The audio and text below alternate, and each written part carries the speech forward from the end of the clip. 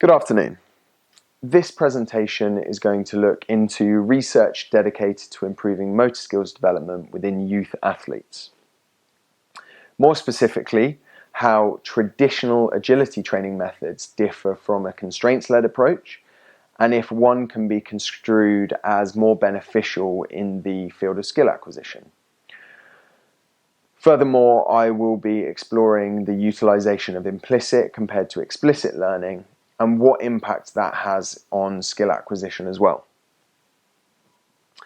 Skill acquisition, or how one acquires the ability to perform a skill, is a process in which repetition results in enduring changes in an individual's capability to perform a specific task. With enough repetition, performance of a task eventually may become automatic, with little need for conscious oversight. Fitz and Posner developed the 3 stages of motor learning: cognitive, associative, and autonomous. The cognitive stage is characterized as having large gains in ability, as well as inconsistent performance of the skill.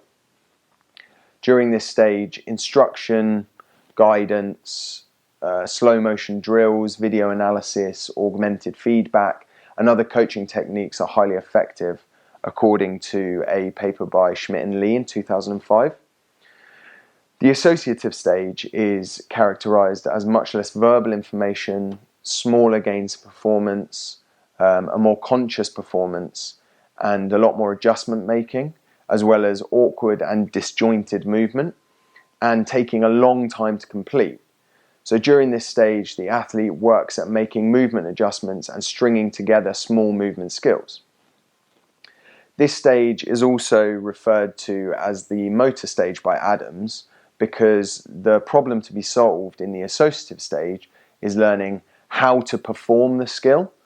So from a cognitive perspective, the athlete is attempting to translate declarative knowledge into procedural knowledge. In other words, the athlete is transforming what to do into how to do it. The autonomous phase, according to Fitz and Posner's paradigm, is the final stage of motor skill acquisition. It often requires years of training to arrive at the autonomous stage, but this stage is where elite athletes need to be, where motor performance becomes largely automatic, where cognitive processing demands are minimal, and athletes are capable of attending to and processing other information, such as the position of defensive players, or the game strategy, or the form of style of the movement that they're trying to create. Now, with regard to agility, there's no agreement on a precise definition of agility within the sports science community. The term is applied to a broad range of sporting contexts, but with such a great inconsistency, it further complicates the understanding of what trainable components may enhance agility. So, Cambridge English Dictionary's definition is the ability to move your body quickly and easily. A few more sporting context definitions are available, including an athlete's ability to change direction quickly and under control in reaction to a stimulus. Agility has relationships with trainable physical qualities such as strength, power, and technique, as well as cognitive components such as visual scanning techniques, visual scanning speed, and anticipation. Agility testing is generally confined to tests of physical components such as change of direction, speed, or cognitive components such as anticipation and pattern recognition. But new tests of agility that combine physical and cognitive measures would be greatly encouraged. With regard to traditional methods of training agility or repetitive skills, cueing different techniques and desired outcomes of joint positioning, there's a lot to be said for patterning running techniques, especially with regard to straight line sprinting, as mechanics play a major role in the athlete's ability to express force as well as maintain potential energy within the tendons. A traditional approach to agility training is often utilizing a ladder and running specific drills through that ladder. A number of studies have looked into ladder training in order to improve agility. So Meng and Lee in 2014, as well as Robert, Chung and Raymond in 2014, looked at the effect of agility training protocols on preteens and their ability to complete a star balance excursion test. Both studies showed good improvement in the overall single leg balance. However, there's no real indication as to how the star balance excursion test has any practical reinforcement within a sporting context. The test is static and merely measures the distance the participant can reach and touch with their other foot. So how this links to an athlete's ability to change direction at high velocity is unclear. Therefore, it would be prudent to use a test that can be specifically linked to a useful change of direction within a sporting context. Padron and Cabro et al. In 2019 looked at the effect of ladder training on sprinting and agility in youth soccer players. The agility test chosen was a slalom agility test, and Derudi in 2014 looked at the reliability of this test. And with a correlation coefficient of 0.8, it was shown to be an appropriate test. However, Padron and Cabro found no significant improvement in agility following agility ladder training. The participants were under 13, so therefore it could be argued that they already have a well-established ability in change of direction. Therefore, younger children, as they are in an earlier stage of skill acquisition, may benefit more specifically to this form of repetitive ladder training. One of the major limiting factors of agility research is the lack of real-world crossover.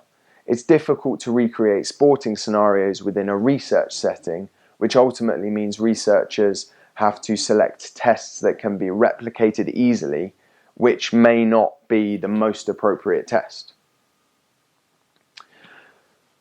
A constraints-led approach is a coaching method based on the principles of a non-linear pedagogy. It advocates a more hands-off approach to teaching within physical education.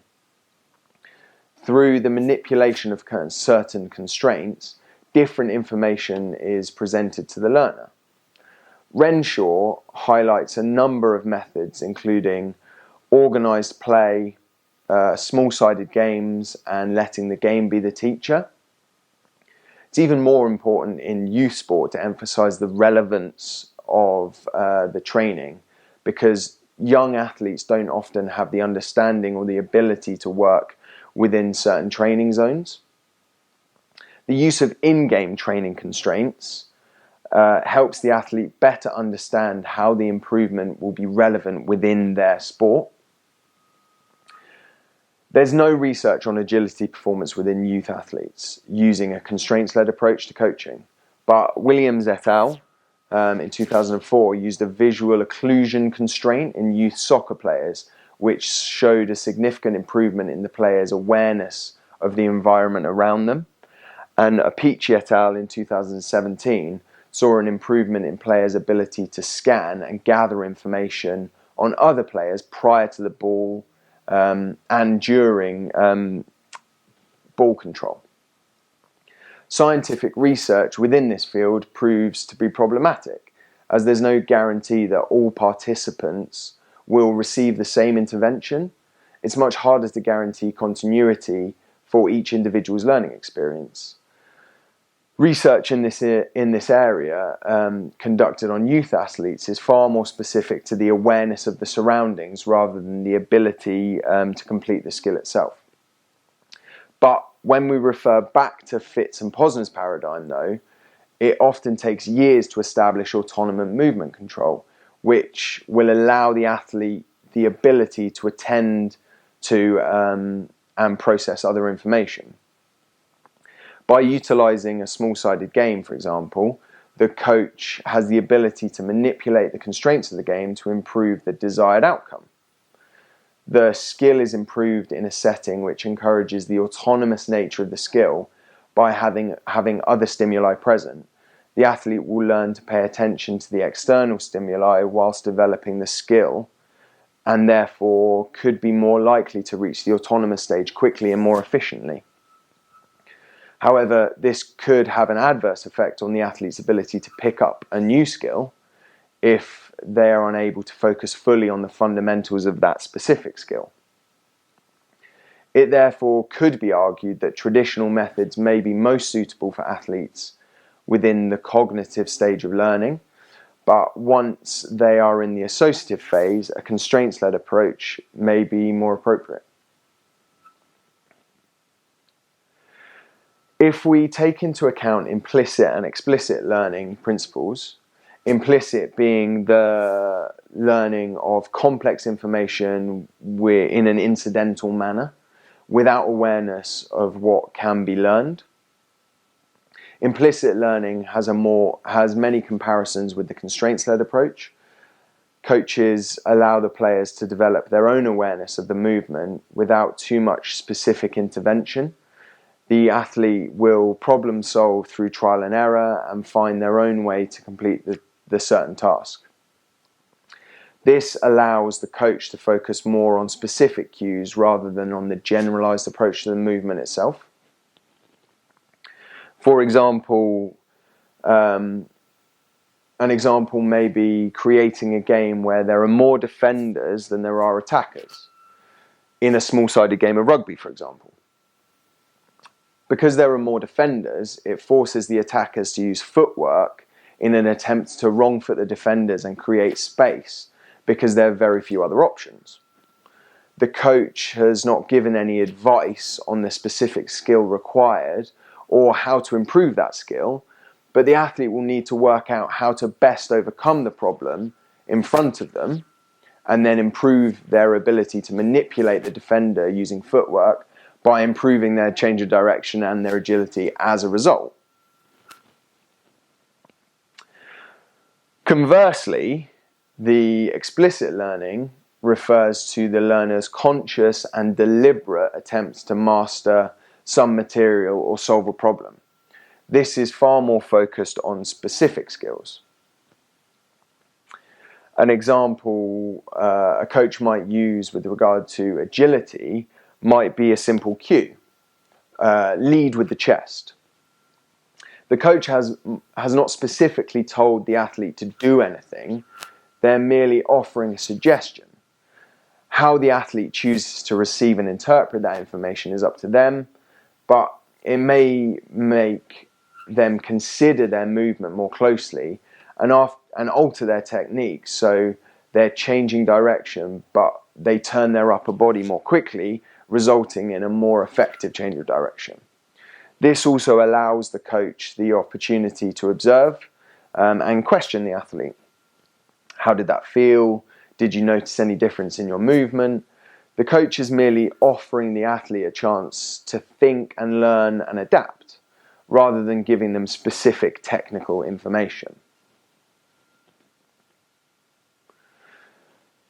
So, having explored the differences between a traditional training methods and a constraints-led approach, it's clear that they both have a valuable place. In the cognitive stage of skill acquisition, as outlined by Fitz and Posner, consistent repetition of a particular movement pattern is required in order to lay the foundations of learning a new skill. One of the most effective ways of guaranteeing repetition and consistency of the movement is to remove that skill from a sporting context and understand the skill in isolation. A coach could use an explicit learning principle in conjunction in order to provide specific cues and feedback in order to further improve the cognitive and biomechanical framework. However, agility data within the 3 papers shows no significant improvement in children aged 8 and above, so it's likely that they're already out of the cognitive stage with regards to running and change of direction ability. Once the athletes advanced to the associative stage, then use of implicit learning and a constraints-led approach could be far more appropriate in order to aid the athlete in developing the use of the skill within the sport. It's incredibly important, as producing a skill in isolation is very different to doing it within a game. when there are often other stimuli that the athlete has to concern themselves with. Therefore, I would consider using a multitude of different coaching strategies and a combination of drills and constraints-led approach games in order to benefit athletes at different stages of learning. A coach's ability to use the best method rather than their favourite method is arguably the most important thing here.